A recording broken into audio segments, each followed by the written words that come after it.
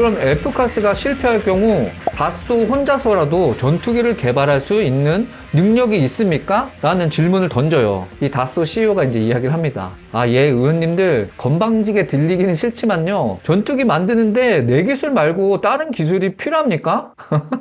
안녕하세요, 팩트남입니다. 오늘은 프랑스가 주도하고 있는 유럽의 차세대 전투기 F카스에 대한 이야기입니다. 프랑스 다소 항공의 CEO가 F카스 전투기 개발과 관련해 어두운 전망을 제시했다는 내용입니다. 해당 기사는 2025년 4월 11일 디펜스 뉴스의 기사인데요. 다소 항공 CEO 에릭 트라피에가 F카스 개발과 관련하여 프랑스 국방위원회 청문회에서 한 발언들이 주목을 받고 있습니다. 다소 CEO는 F카스와 관련해서 에어버스와의 협력이 현재 매우 어렵다라고 이야기를 하고 있습니다. 특히 조별 과제를 둘러싼 갈등을 강하게 비판하고 있는데요. 이와 관련된 발언을 들어보면 뭔가 제대로 작동하고 있는 것 같지 않다. 그리고 이런 컨셉은 재검토가 되어야 한다. 그리고 이 프로그램을 어떻게 관리해야 될지 결정을 해야 될 주체는 기업 간의 사적 영역이 아니라 각국의 정부가 결정을 해야 할 영역이라고 이야기를 하고 있습니다. 이런 협력의 어려움은 프로그램의 지난 단계에서도 확인이 됐었는데요. 2022년 10월 다소 항공은 에어버스, 인드라 시스템, 유맥과 함께 1B 연구기술 설계 계약을 32억 유로로 진행하게 됩니다. 그러나 당시에도 다소와 에어버스 간에 1년 넘게 진행된 갈등의 끝에 겨우 체결이 됐다는 소식이 전해지고 있었는데요. 계속해서 쌓여오던 이런 갈등의 씨앗이 결국 폭발이 된 것 같습니다. 이번 갈등에 대해서 어떤 분야에서 갈등을 빚고 있는지 다소 상소하게 얘기가 되고 있는데요. 이 F카스 중에 NGF, 즉 차세대 유인 전투기 분야에서 갈등이 심화되고 있는 것 같습니다. NGF, 즉 F카스 내 유인 전투기 부분은 주 계약자가 다소로 계약이 체결되고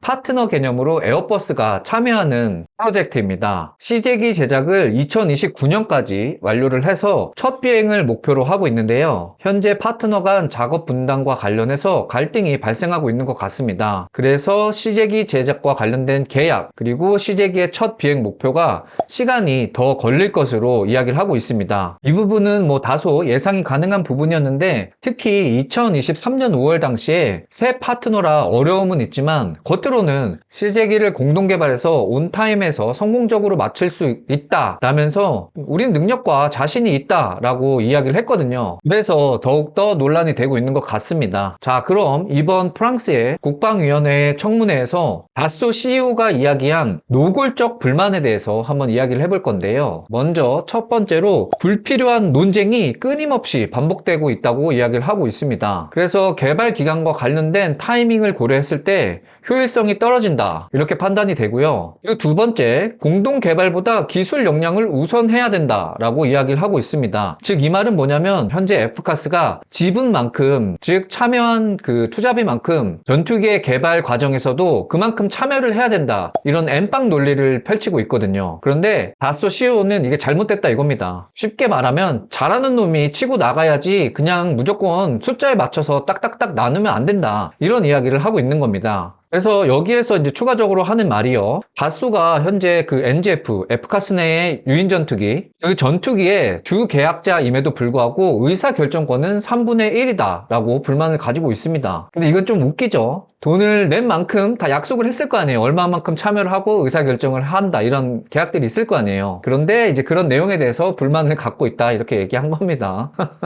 낯짝이 진짜 엔간히 두껍지 않으면 또 이런 얘기를 이런 청문회에서 또 하기 쉽지 않았을 텐데요. 그죠? 세계의 여러 나라가 또 지켜보고 있는 가운데 주목받고 있잖아요. 아무튼 이렇게 이야기를 했다고 합니다. 그리고 나머지 3분의 2의 지분은 에어버스의 이름으로 독일이 3분의 1 그리고 스페인이 3분의 1을 가지고 있습니다. 참고하시면 좋을 것 같고요. 자기가 의사결정권은 3분의 1밖에 없다 그러면서 NGF 개발 과정 동안 주도권에 제한을 가지고 있다, 불만을 가지고 있습니다. 그렇다면 상식선으로 좀 투자를 더 해서 지분권을 확보해야 되는 게 아닌가? 저는 일단 이렇게 개인적으로는 생각합니다. 자, 그러면서도 기체 형상 설계는 완료된 시점이다. 그리고 일정, 즉 시제기를 만들고 개발하는 일정은 당기고 싶다라고 이야기를 하고 있습니다. 그래도 의지는 참 돋보입니다. 그러면서 다소의 CEO가 예전에 유럽이 진행한 성공적인 프로젝트를 이야기를 합니다. 바로 유럽의 첫 번째 스텔스 드론인 N-유로온을 이야기하는데요. 당시에 해당 프로그램은 유럽의 최초 스텔스 무인 전투기 개발 사업으로서 성공적인 사례였다라고 이야기를 합니다. 왜 성공적이었냐? 똑같이 지분으로 들어갔지만 그 안에서도 지분에 맞게 일감을 딱딱 분배한 것이 아니라 기술력을 가진 국가가 최적의 업무를 배분했다라는 의미에서 해당 프로그램이 성공적으로 치러졌다 이야기를 하고 있습니다. 그러면서 이 N유로온 사례를 이야기하면서 다소 CEO가 하는 말이, 야, 프랑스의 탈레스 같은 방산전자 회사들이 분야를 선도하고 있음에도 불구하고 이 어쩔 수 없는 지분에 맞는 작업 할당제를 진행하다 보니까 모든 단계에서 어려움이 존재한다 라고 불만을 토로하고 있습니다. 그래서 예전에 N유로온 할 때는 그래도 잘하는 놈들이 리드하고 해서 성공했잖아. 근데 지금은 혼자서 두 파트너와 싸우는 느낌이야 라고 아주 그냥 대놓고 두 나라를 까고 있습니다, 지금. 그래서 결국 하는 말이 지분에 따라 작업량을 분배하는 이 원칙이 결국은 유럽의 협력을 망치는 독이 될 것이다 라고 청문회에서 밝히고 있습니다. 그래도 이 다소라는 기업이요, 프랑스의 큰 방산 기업이잖아요. 그 방산 기업의 CEO가 프랑스의 청문회에 나와서 다른 나라들이 확인할 수도 있는 이런 내용들을 가지고 상대를 배려하지 않는 이런 발언들을 했다는 게 F카스가 가지고 있는 지금의 이 불협화음을 잘 보여준다고 생각을 합니다. 자, 청문회에서 이런 불만들이 쏟아지니까 결국 나오지 말아야 될 그런 질문들이 이제 나옵니다. 내용을 잠깐 보면요. 자, 현재 구조대로 NGF 개발을 계속한다면, 즉 F카스 내 유인 전투기 개발을 계속한다면 라팔이 오히려 저렴하게 느껴질 것이라고 이야기를 하고 있습니다. 기사에서는 라팔의 대략적인 최근 가격을 산정하기 위해서 프랑스가 2024년 1월 라팔의 44대 도입에 대한 내용을 이야기를 하고 있는데요. 당시에 44대 50억 유로로 대당 약 1억 1,900만 유로를 이야기하고 있습니다. 이걸 하나로 따져보면요, 거의 2천억에 가까운 1,920억 원으로 계산이 됩니다. 유럽도 이제 예상을 하고 있는 거죠. 공군의 엔가드가 뭐 3천억, 4천억 넘어간다고 얘기하니까 프로그램을 중단해가면서까지 코스트 리덕션 방안들에 대해서 이야기를 했었잖아요. 그러니까 유럽도 걱정이 되는 것 같습니다. 그래서 결과적으로 F카스를 진행하는 것이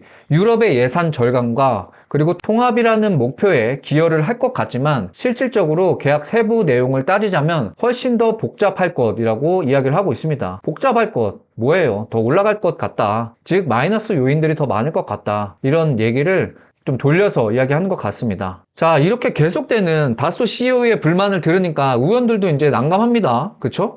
그래서 질문을 해요. 다소 CEO님 좋습니다. 그럼 F카스가 실패할 경우 다소 혼자서라도 전투기를 개발할 수 있는 능력이 있습니까? 라는 질문을 던져요. 이 다소 CEO가 이제 이야기를 합니다. 예, 의원님들 건방지게 들리기는 싫지만요, 전투기 만드는데 내 기술 말고 다른 기술이 필요합니까? 라고 이야기를 합니다. 그러면서 협력과 분담을 하고 있지만 우리는 우리 스스로 이제 전투기를 개발할 기술을 가지고 있다, 이렇게 이야기를 합니다. 그래서 이런 내용들로 봤을 때 오랫동안 진행되어 온 F카스의 끝이 이제 터널을 지나고 그 끝이 보입니다. 자, 이 밖에 그 청문회 기타 정보로서요, F카스는 2045년 무렵 운영 계획에 있다고 합니다. 그리고 이 F카스가 라팔을 대체할 것이 아니다, 즉 라팔과 F카스를 병행해서 운용할 예정이다 라고 이야기하고 있는데요. 그렇기 때문에 지금 라팔 F5 개발 박차를 가하고 있죠. 그리고 해당 시기에 맞춰서 그 네트워크 능력을 향상시키고 N유로온 기반으로 자신들의 스텔스 로얄 윙맨을 개발하겠다고 이야기를 하고 있습니다. 자, 이렇게 해서 오늘은 F카스의 노벨과제 중간 검토 내용을 살펴봤습니다. 과연 독일과 스페인이 다소항공 CEO의 이런 발언들을 듣고도 이를 악물고 잘 끌고 갈지 F카스의 미래가 상당히 궁금해지는 대목입니다. 제가 준비한 영상은 여기까지입니다. 도움이 되셨다면 구독과 좋아요 부탁드리고 오늘도 즐거운 하루 보내세요.